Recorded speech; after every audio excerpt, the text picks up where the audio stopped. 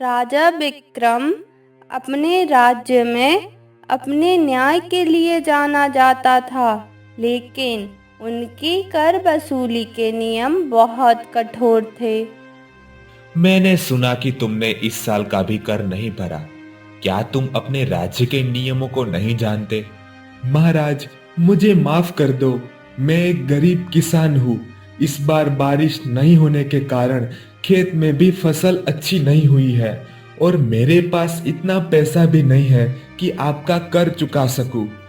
रामू, मैं तुम्हारी समस्या समझ सकता हूँ, परंतु एक राज्य का नियम सभी लोगों के लिए समान होता है।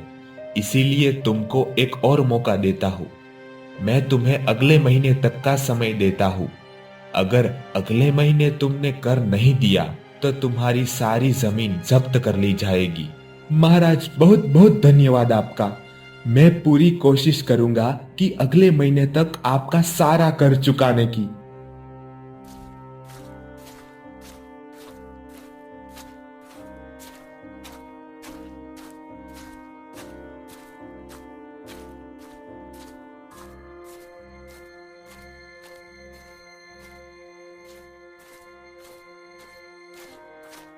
अरे, आप आ गए। थोड़ी देर पहले ही रत्तीलाल सेठ आए थे। उसने कहा कि बहुत दिन हो गए, फिर भी तुम लोगों ने मेरे पैसे नहीं लौटाए। अगर 10 दिन में पैसे नहीं लौटाए तो मैं तुम्हारा ये मकान ले लूंगा। अरे भाग्यवान, अब मैं तुम्हें क्या बताऊं। महाराज ने भी मुझे अभी बुलाया था। उन्होंने कहा कि अगर मैंने 1 महीने के अंदर कर नहीं चुकाया तो वो हमारी सारी जमीन पर कब्जा कर लेंगे और ऊपर से हमें सेठ जी के भी पैसे देने हैं। मुझे तो कुछ समझ नहीं आ रहा है कि अब मैं क्या करूं। अरे, आप चिंता मत करो, कुछ ना कुछ हल निकल ही जाएगा। पर इतने सारे पैसे का इंतजाम हम कैसे करेंगे? समझ नहीं आ रहा कि अब हम क्या करें। हम अपनी तरफ से पूरी कोशिश करेंगे कि 1 महीने के अंदर सारा कर्जा चुका पाने की। मैं जानती हूँ कि ये कर पाना बहुत मुश्किल है, लेकिन हम हार नहीं मानेंगे। मोतीलाल बहुत ही लालची और चालाक आदमी था। उसने रामू जैसे कई लोगों को धोखे से कर्ज के जाल में फंसा लिया था। एक दिन की बात है, एक आदमी सेठ के पास आता है।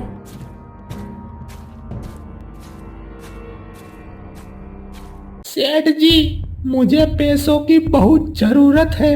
मेरी पत्नी की तबीयत बहुत खराब है, इसीलिए मुझे उसको शहर में डॉक्टर के पास ले जाना है। मैं आपका सारा पैसा 1 महीने के बाद लौटा दूंगा। देख रमेश, मुझे कोई दिक्कत नहीं है, पर तुझे पता ही है कि मैं ब्याज पे पैसे देता हूँ। इसीलिए तुझे पैसे के बदले जमीन के पेपर मुझे देने होंगे। ठीक है सेठ जी, मैं जमीन के पेपर देने के लिए तैयार हूँ। बस आप मुझे पैसा दे दीजिए। मैं तुझे पैसा तो दे रहा हूँ, पर याद रखना, ब्याज समय पर चुकाना पड़ेगा। अगर तू पैसा नहीं चुका पाया तो तेरी सारी जमीन मेरी हो जाएगी। सोच समझकर फैसला लेना। जी सेठ जी, मेरे पास और कोई रास्ता भी नहीं है। मुझे तुम्हारी सारी शर्त मंजूर है। फिर सेठ उसको पैसे दे देता है। मोतीलाल हमेशा ऐसे ही लोगों की मजबूरी का फायदा उठाता है। वह जानता था कि उनके पास कोई और रास्ता नहीं है, इसलिए उसे ब्याज पर पैसे देकर उनकी जमीन छीन लेता था।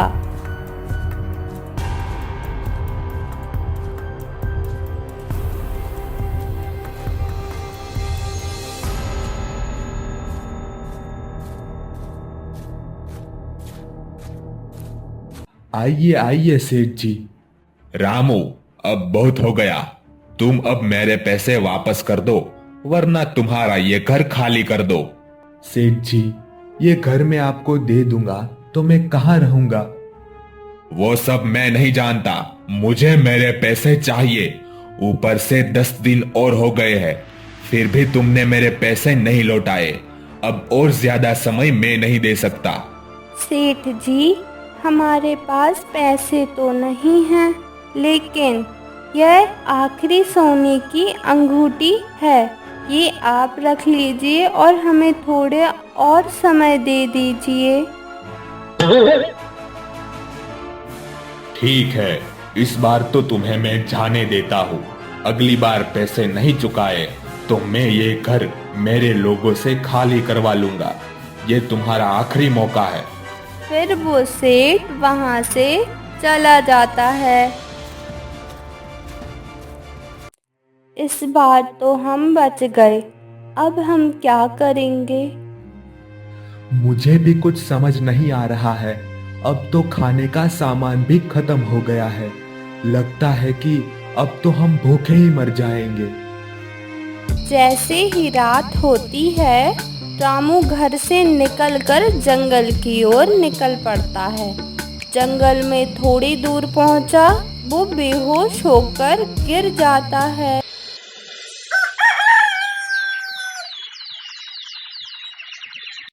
अगली सुबह जब रामू की आंख खुलती है तो उसके सामने एक साधु महाराज खड़े थे। अरे बेटा, तुम इस खतरनाक जंगल में क्यों आए हो? ये जंगल बहुत भयानक है। बाबा, मेरे पास अब कुछ भी नहीं बचा। मुझ पर कर्ज का बोझ है और मेरे परिवार की हालत बहुत खराब है। मैं उनसे अब नजरें नहीं मिला सकता। हर समस्या का समाधान होता है बेटा, मैं तेरी मदद करूंगा। फिर साधु महाराज उसको एक आईना देते हैं। यह एक जादुई आईना है जो तुम्हारी हर विश पूरी करेगा, पर इसका इस्तेमाल केवल अच्छे कामों के लिए ही करना। धन्यवाद साधु महाराज, मैं आपका ये उपकार कभी नहीं भूलूंगा। याद रखना बेटा, अगर तुमने लालच की तो ये आईना उल्टा काम करेगा और तुम्हारा नुकसान होने लगेगा। फिर साधु महाराज वहां से चले जाते हैं।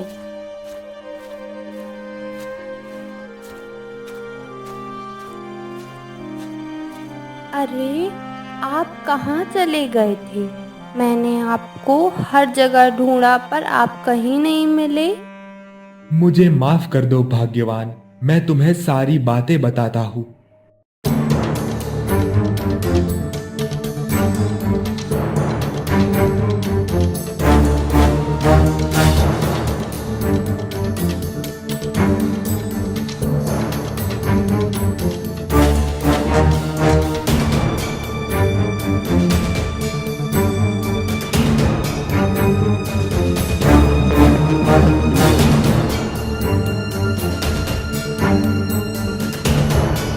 क्या सच में ये जादुई आईना है जो हमारी हर विश को पूरा कर सके?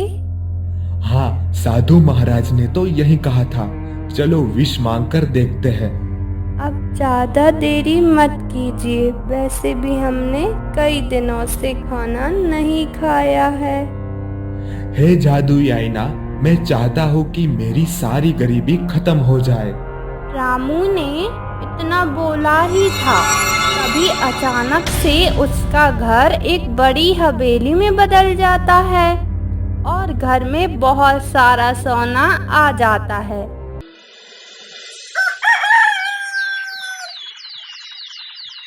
अगले दिन रामू सोने के सिक्के लेकर राजा के पास चला जाता है। आओ आओ रामू, लगता है तुम कर चुकाने आए हो। हाँ महाराज, मैं कर देने के लिए आया हूँ। आपका बहुत बहुत धन्यवाद जो मुझे थोड़ा समय दिया। फिर रामू ने कर दे दिया और घर की ओर निकल पड़ता है।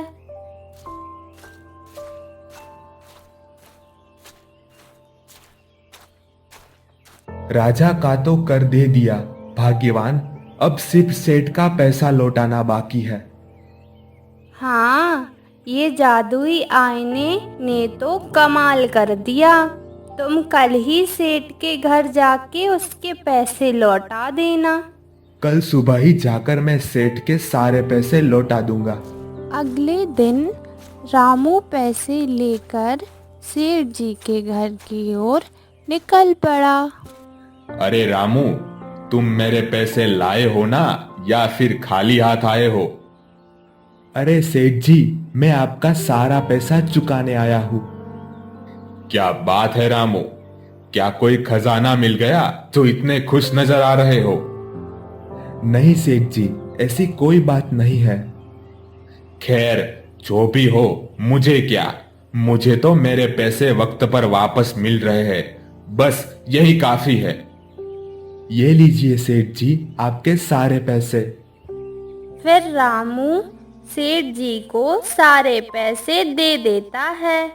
फिर रामू वहां से चला जाता है। मोतीलाल इतने सारे पैसे देखकर हैरान थे। मुझे लगता है कि कोई ना कोई गड़बड़ जरूर है, वरना अचानक से इतना सारा पैसा इस रामू के पास कैसे आता? 2 दिन पहले तो इसके पास खाने का भी पैसा नहीं था। मैं एक काम करता हूँ, रामू का पीछा करता हूँ और देखता हूँ कि आखिर बात क्या है।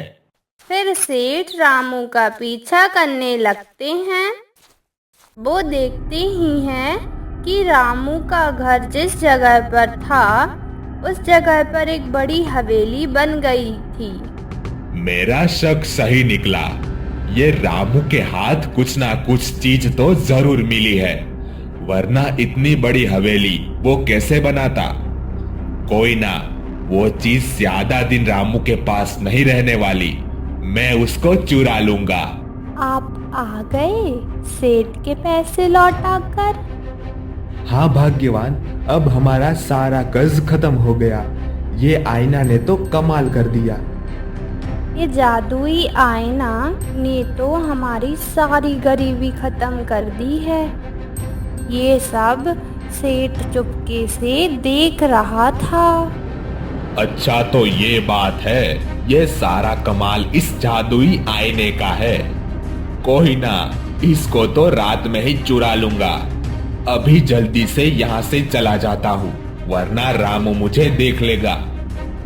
जैसे ही रात होती है तो सेठ हवेली में जाता है और चुपके से वो जादुई आईना उठाता है और उसे लेकर भाग जाता है।